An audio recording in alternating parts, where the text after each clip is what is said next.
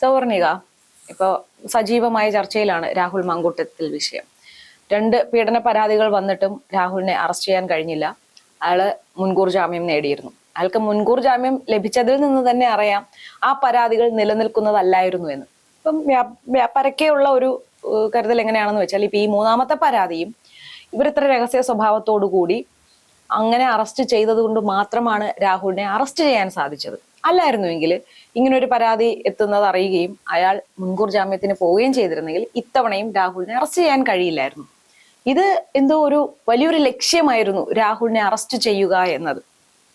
രാഹുൽ എന്ന ഒരു ഞരമ്പനെ ഒരിക്കലും ന്യായീകരിക്കുന്ന തരത്തിലല്ല നമ്മൾ ഈ കാര്യം ചർച്ച ചെയ്യുന്നത്. ഈ ഒരു വിഷയത്തിൽ കാണിക്കുന്ന ആ ഒരു ജാഗ്രത, അതിനെക്കുറിച്ച് മാത്രമാണ് നമ്മൾ ഈ ചർച്ച ചെയ്യുന്നത്.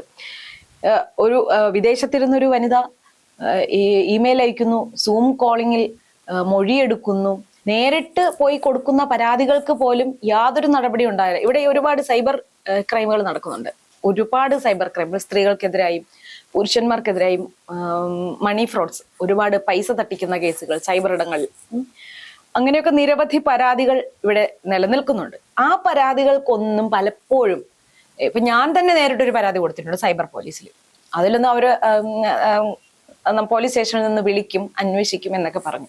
ഞാനൊന്നിലും പെട്ടിട്ടല്ല, ഞാൻ അല്ലാതൊരു പരാതി കൊടുത്തത്. പക്ഷെ അതിൽ പോലും ഇതുവരെ അങ്ങനെ ഒരു നടപടി ഉണ്ടായിട്ടില്ല.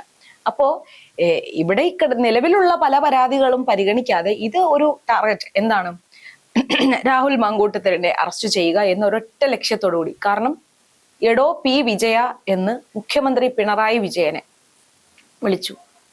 ആ ഒരു ധാർഷ്ട്യത്തിന് പിന്നെ പൊതിച്ചോറിനെ കുറ്റം പറഞ്ഞു. ഇത് രണ്ടും ഇങ്ങനെയുള്ള ചില ലക്ഷ്യങ്ങൾ. പിന്നെ പരക്കെ പറയപ്പെടുന്നത് രാഹുൽ മാങ്കൂട്ടത്തിനെ ഒരു കോൺഗ്രസ്സുകാരൻ എന്ന നിലയിൽ CPM-നെ പ്രതിരോധത്തിലാക്കുന്ന, ചാനൽ ചർച്ചകളിലും മറ്റും CPM-നെ പ്രതിരോധത്തിലാക്കിക്കൊണ്ടിരുന്ന ഒരു കോൺഗ്രസ്സുകാരൻ എന്ന നിലയിൽ രാഹുൽ മാങ്കൂട്ടത്തിലിനെ ലക്ഷ്യമിട്ടിരുന്നു ഒതുക്കാൻ. അതുപോലെ ഇനി മറ്റൊരു ലക്ഷ്യമുള്ളത് ഷാഫി പറമ്പിലാണ്. അപ്പൊ ഈ രാഹുലിനെ കോൺഗ്രസിൽ നിന്ന് പുറത്താക്കി, എന്നിട്ടും രാഹുലിനെ ഒരു കോൺഗ്രസ്സുകാരനായി തന്നെയാണ് ഇപ്പോഴും എതിരാളികൾ വെല്ലുവിളിക്കുന്നതും സമീപിക്കുന്നതുമല്ല. അതിനോടൊപ്പം തന്നെ ഷാഫിയെ കൂടെ ചേർത്ത് പറയാൻ ഇവിടെ പലരും സോഷ്യൽ മീഡിയയിൽ നമുക്ക് പരിശോധിച്ചാൽ അറിയാം. ഷാഫിയെ കൂടെ ചേർത്തുകൊണ്ടാണ്, ഷാഫി ഇതെല്ലാം അറിഞ്ഞു വെച്ചുകൊണ്ട് രാഹുലിനെ സപ്പോർട്ട് ചെയ്തു. അപ്പൊ ഈ ഇതുപോലെയുള്ള കേസുകളിലെല്ലാം ഷാഫിക്കും പങ്കുണ്ട്. അതായത് ഷാഫിയുടെ പേരിലും ഇതുപോലെ നിരവധി പരാതികൾ ഇനി വരാനിരിക്കുന്നു എന്ന് പറഞ്ഞ് ഷാഫിയെ കൂടെ ട്രാപ്പിലാക്കാനുള്ള ഒരു പരിപാടിയാണ് ഈ നടക്കുന്നത് എന്നുള്ള കാര്യത്തിൽ സംശയമില്ല.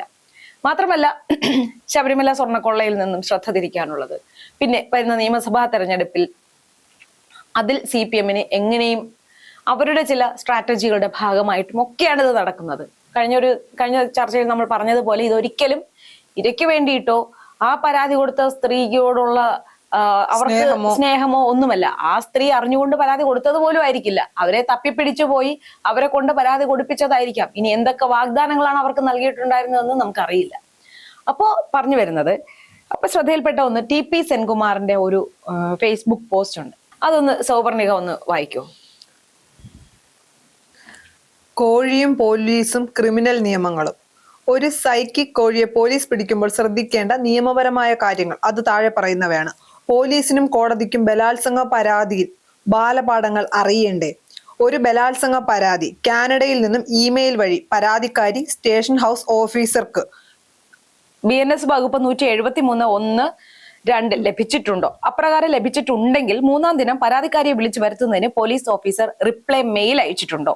റിപ്ലൈ മെയിൽ അയച്ചിട്ടുണ്ടെങ്കിൽ പരാതിക്കാരി സ്റ്റേഷനിൽ വന്ന് ഇമെയിൽ ഒപ്പിട്ട് നൽകിയോ? അങ്ങനെ നൽകിയാൽ മാത്രമല്ലേ കേസ് രജിസ്റ്റർ ചെയ്യാൻ കഴിയൂ.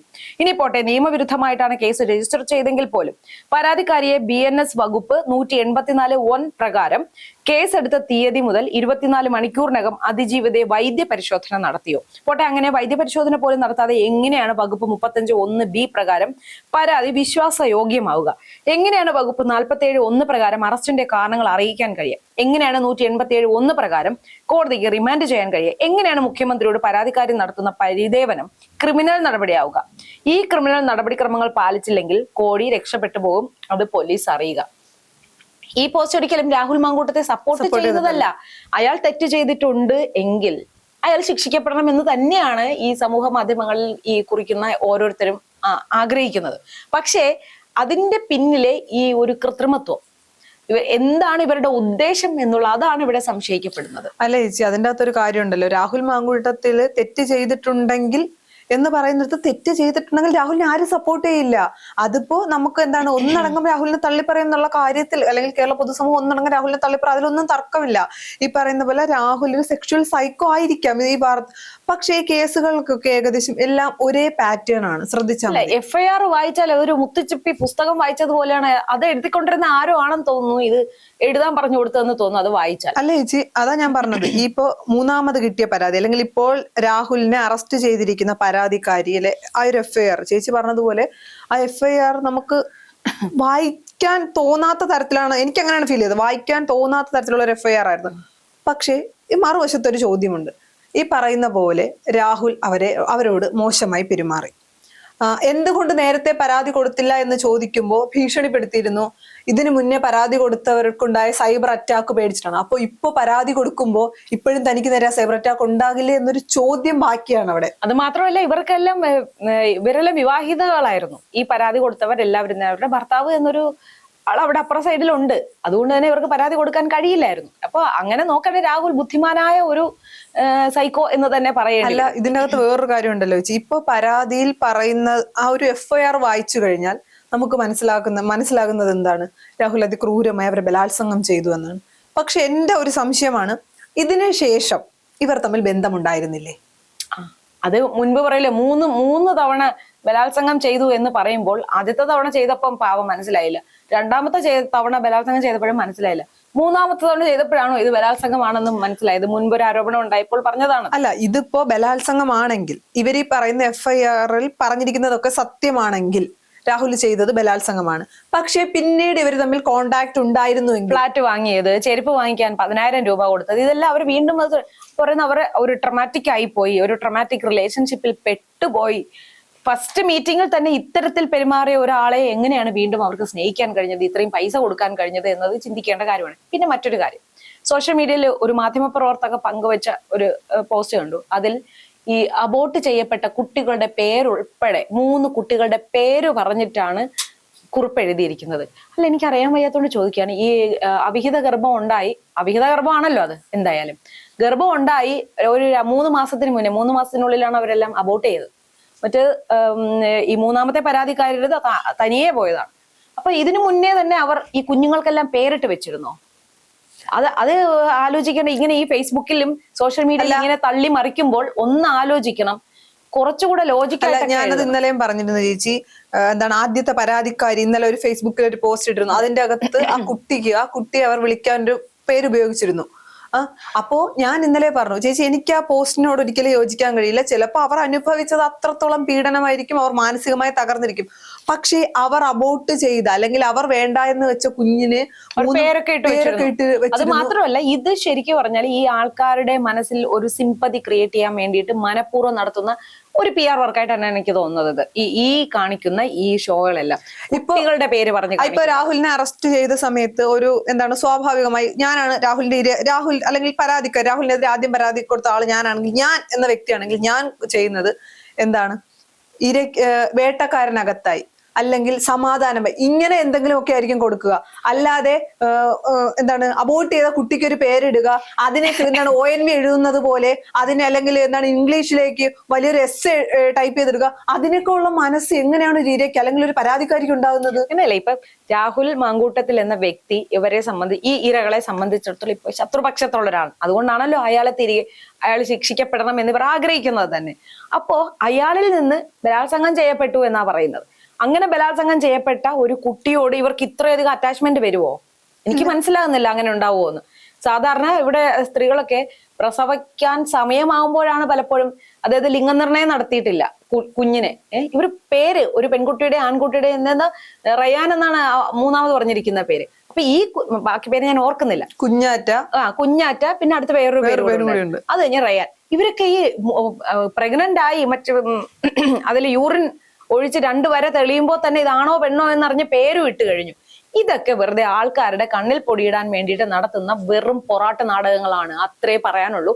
ഇവർ ഇനിയെങ്കിലും ഒന്ന് ആത്മസംയമനം പാലിച്ച് ആൾക്കാരെ ഇമോഷണലി അങ്ങ് ഇൻഫ്ലുവൻസ് ചെയ്യാനുള്ള ഇത്തരം നാടകങ്ങൾ ഒഴിവാക്കുക.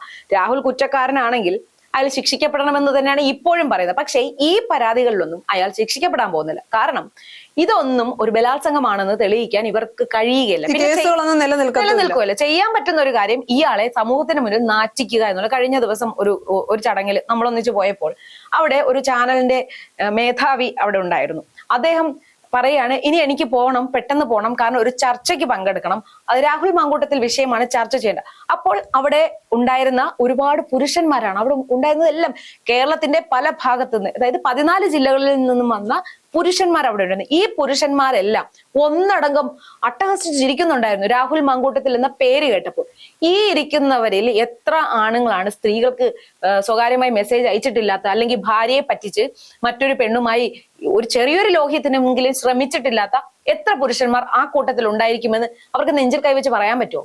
പറ്റില്ല. കാരണം പാപം ചെയ്യാത്തവർ കല്ലെറിയട്ടെ എന്ന് പറഞ്ഞാൽ ഇവിടെ ഇരിക്കുന്ന ഓരോ മനുഷ്യനും രാഹുൽ മാങ്കൂട്ടത്തിനെതിരെ നാവ് ഉയർത്തുകയില്ല എന്ന് മാത്രമല്ല, സോഷ്യൽ മീഡിയയിൽ ഒരു കമന്റ് പോലും ഇടില്ല.